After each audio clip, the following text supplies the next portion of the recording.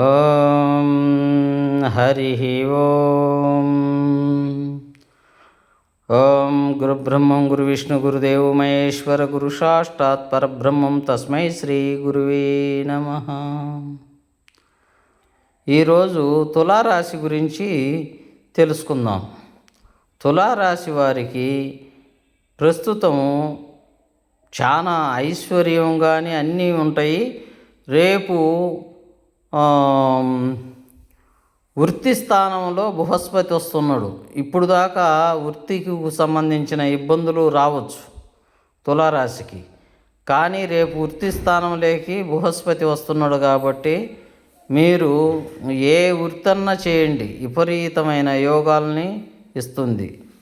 సర్వం శుభప్రదంగా ఉంది తులారాశి. శనేశ్వరుడు 6 ఉన్నాడు, అది అద్భుతమైన రీజన్. తర్వాత బృహస్పతి రాబోతున్నాడు వృత్తి స్థానంలోకి. ఇప్పుడు కూడా కొంచెం వక్రించున్నాడు.